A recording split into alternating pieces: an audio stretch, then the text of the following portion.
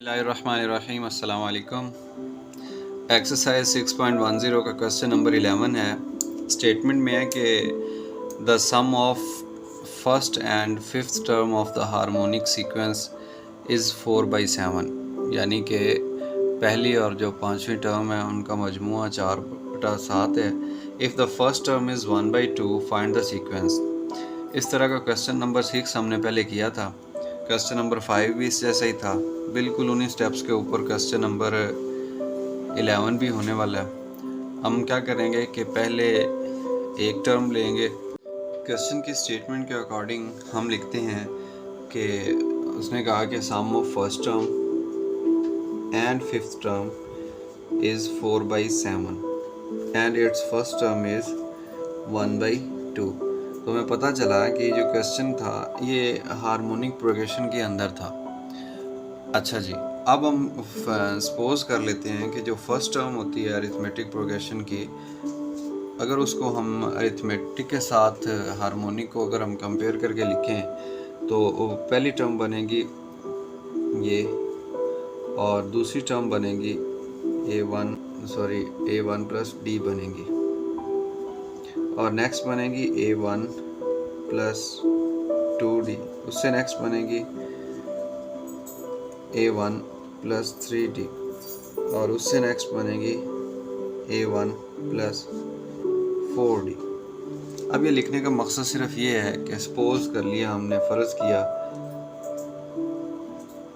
कि ये वो टर्म्स हैं जो हार्मोनिक प्रोग्रेशन के अंदर हैं, तो उनको अरिथमेटिक का रेसिप्रोकल बना के लिखा तो फर्स्ट टर्म 1/A1 बन गई। फिर ये A1, क्योंकि हमारे पास nth टर्म का फार्मूला होता है AN is equal to harmonic के अंदर ऐसे A1 प्लस n-1D, और अगर इसको उल्ट करके देखें तो ये अरिथमेटिक प्रोग्रेशन का ही फार्मूला। तो हमने क्या किया, इस फार्मूले के अकॉर्डिंग हमने जब यहाँ पे 1 पुट किया तो 1 × 1 0, तो ये बन गया। जब हमने यहाँ पे 2 पुट किया सेकंड टर्म तो ये 2 - 1 1D बन गया। ये फर्स्ट टर्म है, ये सेकंड टर्म है, ये थर्ड टर्म है। इधर जब 3 पुट किया तो 3 - 1 2D ये आ गया। इधर जब 4 पुट किया तो ये 4 - 1 3D, ये फोर्थ टर्म, ये फिफ्थ टर्म। अब जैसा कि अकॉर्डिंग क्वेश्चन की स्टेटमेंट थी, स्टेटमेंट क्या है कि पहली और पांचवी टर्म हार्मोनिक प्रोग्रेशन की वो 4/7 है।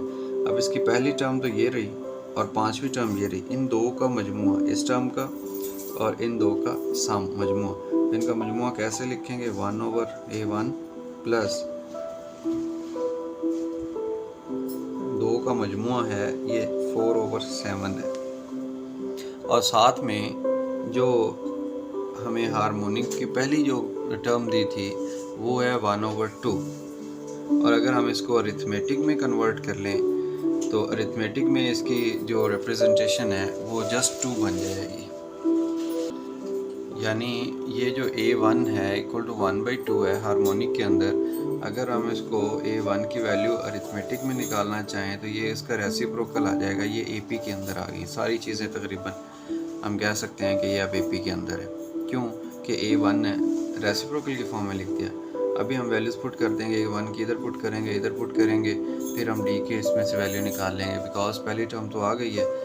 nth टर्म निकालने के लिए हमें एक A1 चाहिए होता है और उसके साथ D की वैल्यू चाहिए होती है, फिर हम डिफरेंट टर्म्स फाइंड कर लेते हैं। तो जब हम इधर 2 पुट करेंगे तो इसका एक्सप्रेशन थोड़ा इस टाइप का बन जाएगा कि 1/2 plus 1/2 plus 4D equal to 4/7। 1/2 दोनों साइड पे ऐड करें, सब्ट्रैक्ट करें 2 प्लस 4D 4/7 माइनस 1/2।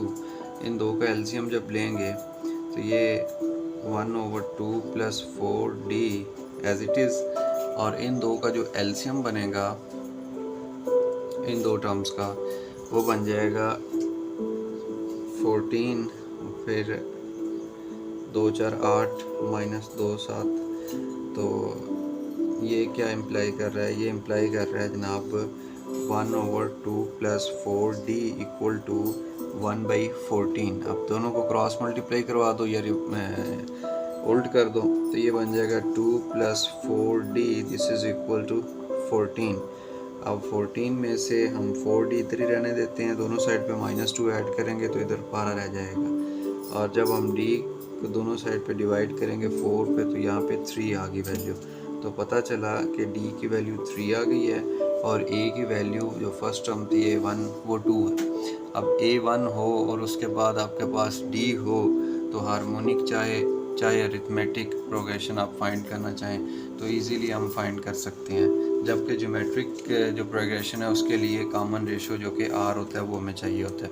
अभी हम क्या करते हैं, अभी हम जो सपोज की थी ये वाली हार्मोनिक सीक्वेंस, इसके अंदर हम वैल्यूज़ पुट कर देते हैं तो हमारा रिक्वायर जो आंसर है वो आ जाएगा कि जो हमें चाहिए थी हार्मोनिक की प्रोग्रेशन की टर्म्स वो आ जाएंगी। कैसे आएंगे, 1/a1, a1 2 है, आगे आ गया 1/a1 2 प्लस d कितना है 3, फिर आगे आ जाएगा 1/a1 plus 2 into d plus 3 into d plus 4 into d and so on. इनको सम अप कर लें बटे के नीचे तो हमारे पास सीक्वेंस बिल्कुल बन जाएगी।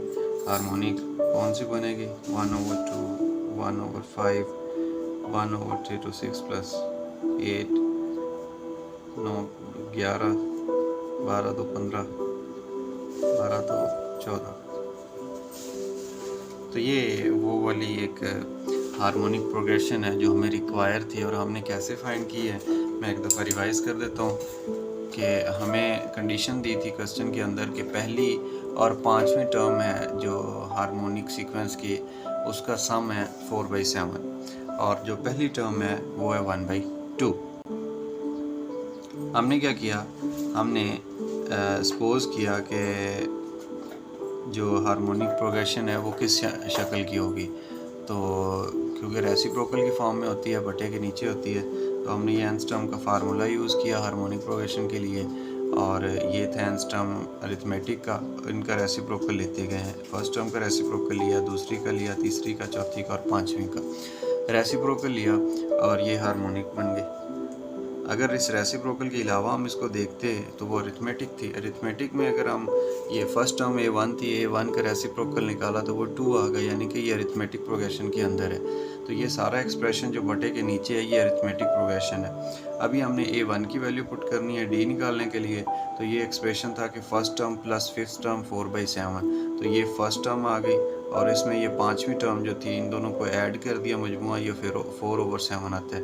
इसको जब सोल्यूशन इसका निकाला a1 को रिप्लेस किया 2 के साथ तो 1/2 प्लस 1/2 प्लस 4d 4/7, इनका एलसीएम लिया, दोनों का क्रॉस मल्टीप्लाई करवाया तो लास्ट में d की वैल्यू आ गई थी 3। अब ये वाली a1 जो है 2 और जो d है 3, इन दोनों को हमने यूज़ किया और जो रिक्वायर हमें अरिथमेटिक प्रोग्रेशन थी वो हमने फाइंड कर ली अपनी जो सपोजिशन थी। अब इसको हमने ऐसे हार्मोनिक फॉर्म में किया है, आप इसको अरिथमेटिक फॉर्म में पहली टर्म, दूसरी, तीसरी, चौथी, 5वीं फाइंड करें और फिर उनको रेसिप्रोकल यानी उल्ट कर दें तो फिर भी आपके पास वही जवाब आएगा जो इस तरीके से हमने हार्मोनिक प्रोग्रेशन की फॉर्म में निकाल लिया डायरेक्टली। तो इसी के साथ ही हमारा क्वेश्चन नंबर 11 भी कंप्लीट हो गया।